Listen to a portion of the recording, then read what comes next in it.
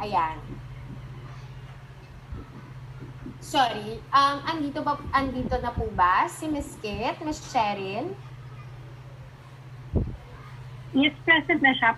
Pwedeng pa-read na lang yung question. Baka may concern ng Okay. Okay, sige. So, nagpadala din naman ng question si Miss Kit sa atin.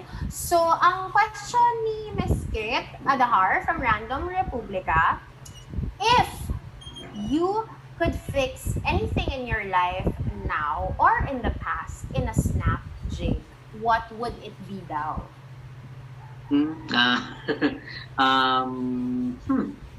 I think I just answered that probably. Well, first my mental health, but I also I don't know, kasi it's it's not my job to fix someone else. But I think, like I do hope that siguro sa ibang tao din, like for syempre kasi ako, like meron din ako sariling pinagdadaanan, but to be honest, like some of the things that contribute to something that I've been wanting to fix is other people as well.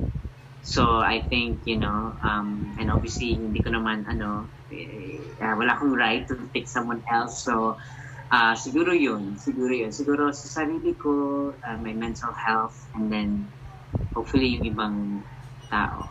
Yeah. Very nice. Of course naman, 'di ba? We can only always speak on behalf of ourselves, 'di ba? So anyway, ang next question naman natin will be coming from our sixth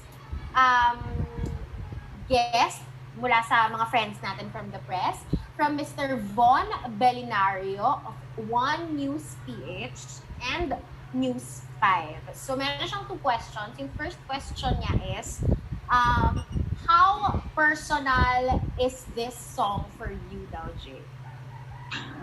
How personal? Sa totoo lang, talagang napaka-personal sa akin kasi until now, that there are days na nararamdaman ko yun, that I would kind of like have a self-doubt, and I would ask my partner, do I, like deserve her love, or pagmamahal ng ibang tao, ganyan, and I'm very blessed that she's been handling that situation very, very well, but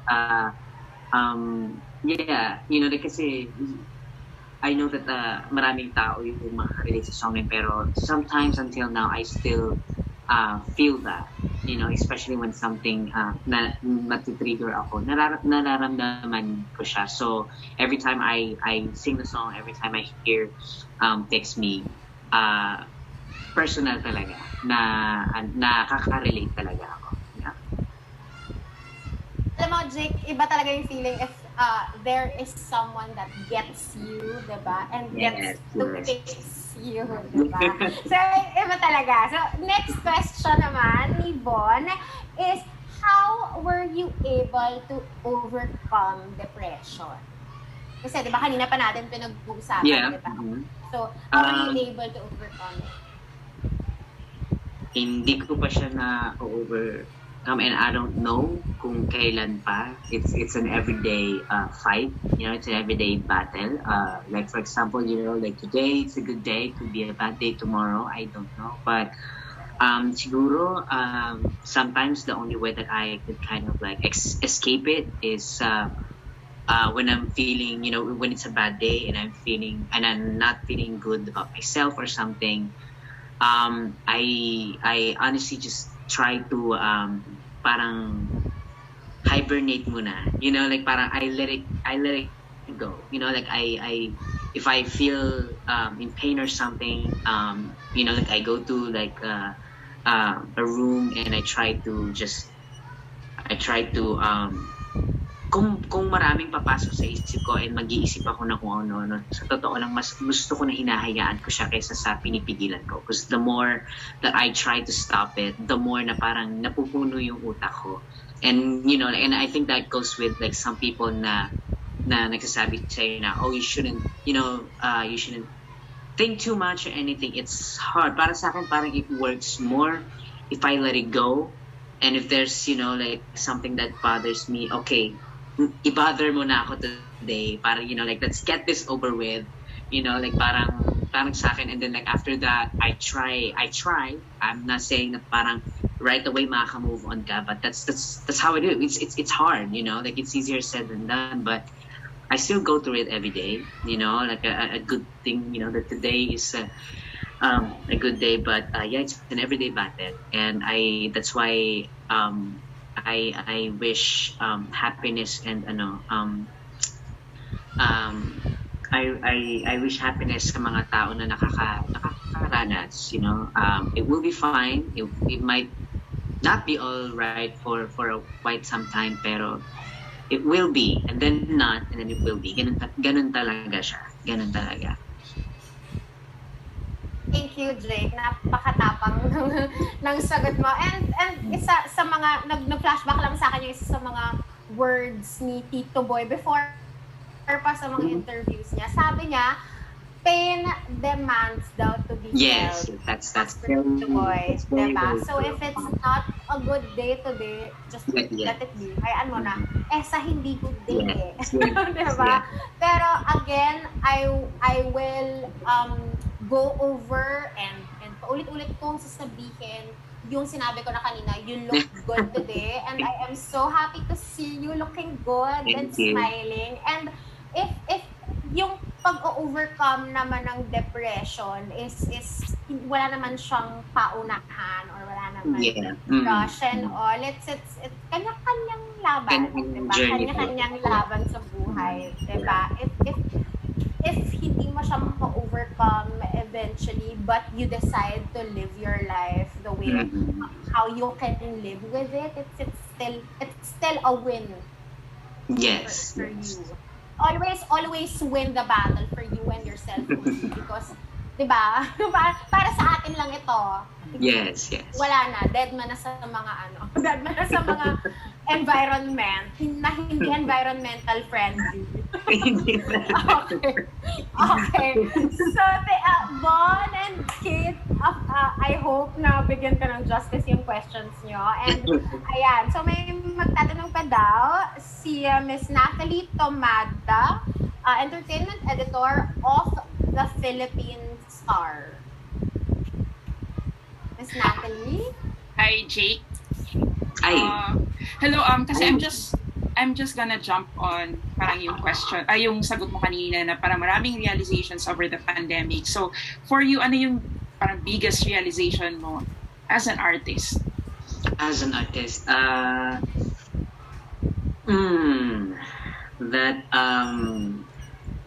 as an artist, career-wise siguro, not everything is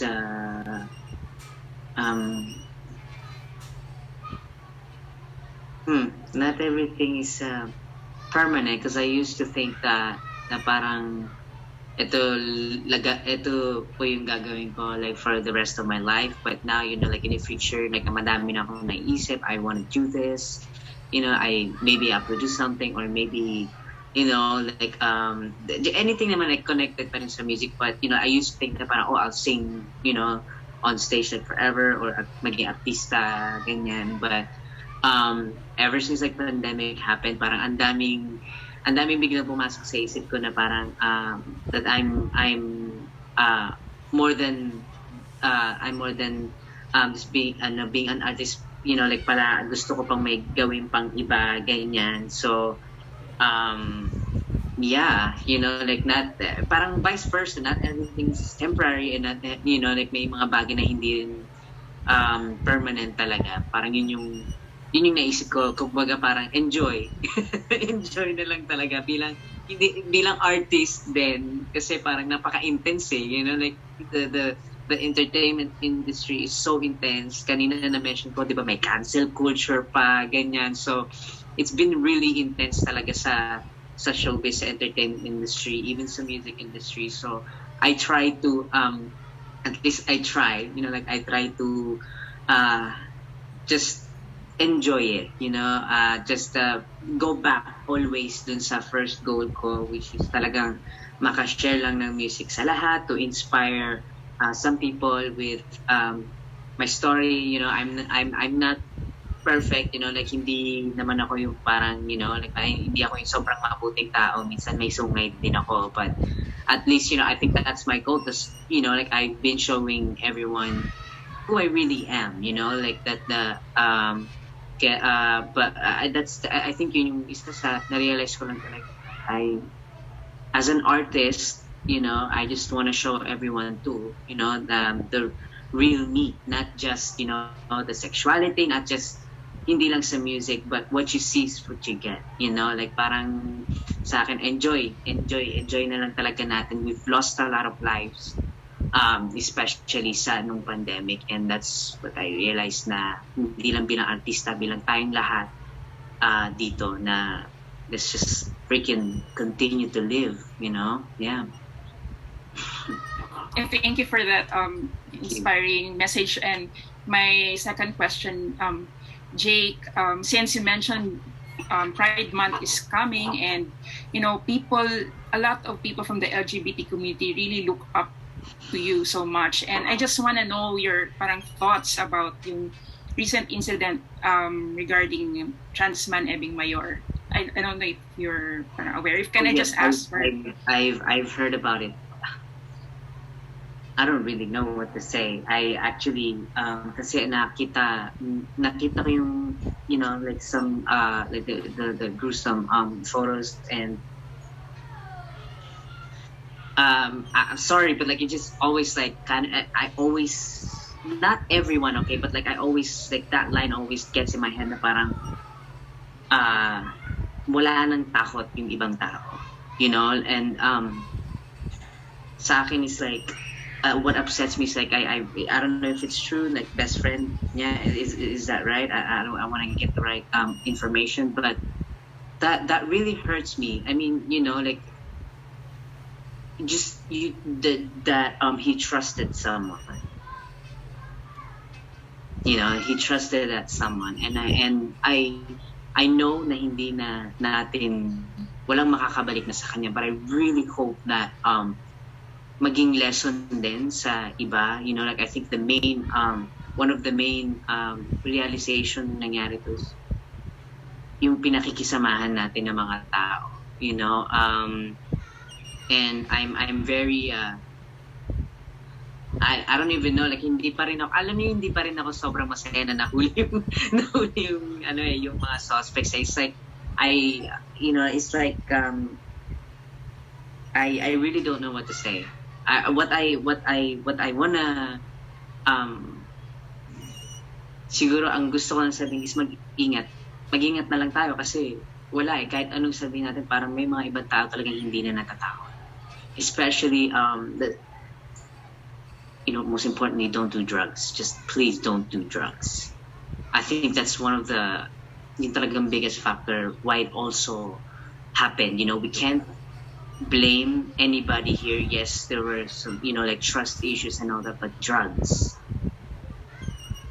no. So mag-ingat na lang tayo. We have to always be vigilant, look around kung sino may mga pinakikisamahan natin, especially nung nagka-pandemic, lalo maraming naging like desperate talaga na mga tao. So let's just be careful. We can't bring him back, but I do hope that what happened to him na magsilbi na lesson para sa ating lahat sa LGBT community, because I know that there are we were talking about it. I get some messages that you don't want to see, and I know that there are a lot of LGBTs out there too that they probably like take it as a joke, but I would think twice now, na they would take it as a joke, like even as a joke na parang hindi, ito lang ang kailangan mo, or ito o babae ka pa rin, or ganito, o ma-challenge yung the toxic masculinity, you know what I'm saying? And mag-ingat lang talaga, mag-ingat na lang tayo, especially sa LGBT community. there are still some people that don't understand and don't want to understand us. So, mag-ingat na lang talaga. Mag-ingat na lang tayong lahat. Yeah. Thank you so much, Jake, for that. Thank you. Thank you, Miss Natalie. Okay, so Jen. meron pa tayong questions. Jake, konti na lang ito, promise. Okay, so isa sa mga questions natin will be coming from Robert Requintina of Manila Bulletin. Robert?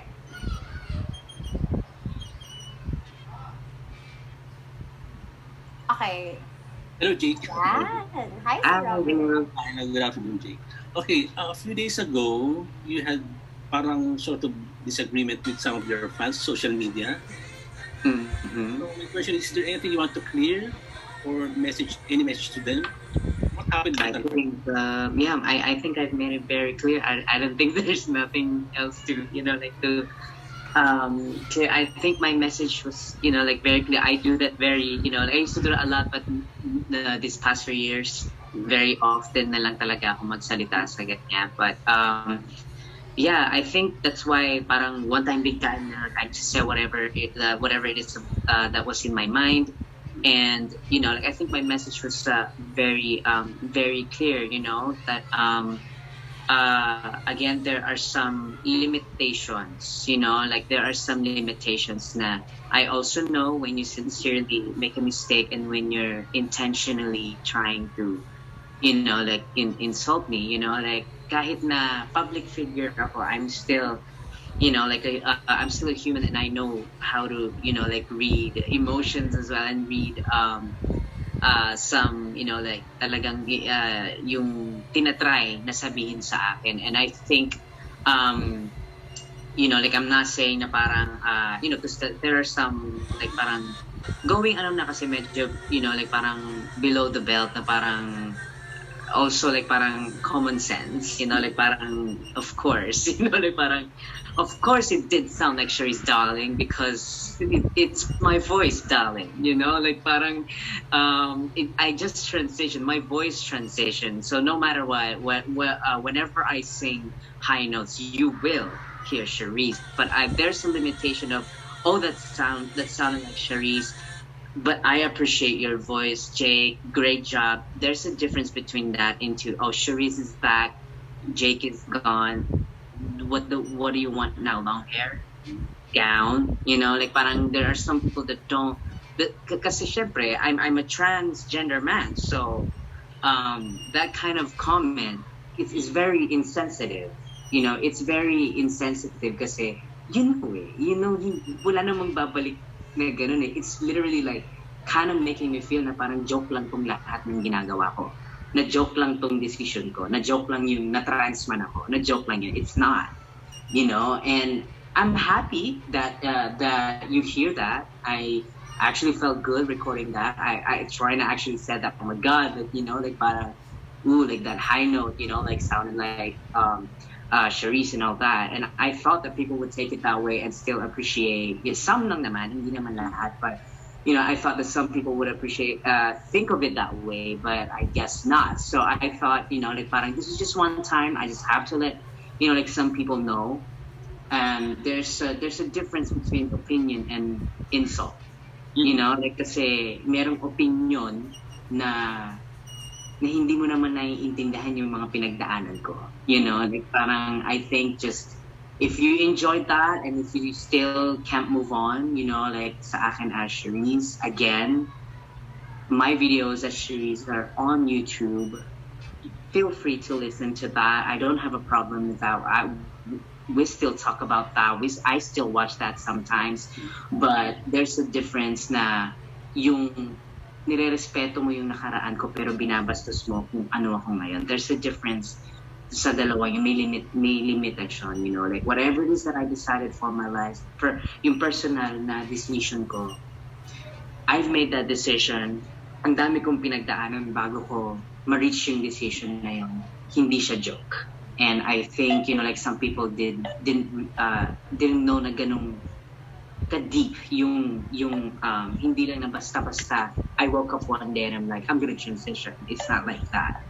So, yeah, I think, you know, and basically parang inano ko lang message ko, pero I tried to fit that sa Instagram. Like, yeah, that's what I meant naman. You know, again, I don't, I know when someone makes a mistake, parang, oh, Charice, oh, sorry, like, Jake, it's fine. But like, there's also some people na parang, I've encountered some, you know, and, you know, there are some on the dead, you know, like celebrities, you know, na parang, like, like someone else corrected them already, but they kept saying, you know, like that. And I'm like, oh, okay, I know this kind of people. So I tried to avoid that, but that day, sabi ko lang talaga na I had to let it out kasi medyo na pupuno na siya sa mind ko, and ayoko mag-breakdown, ayoko mag-ano, so that I just had to let them know. And I hope that clear yun sa lahat. Yeah.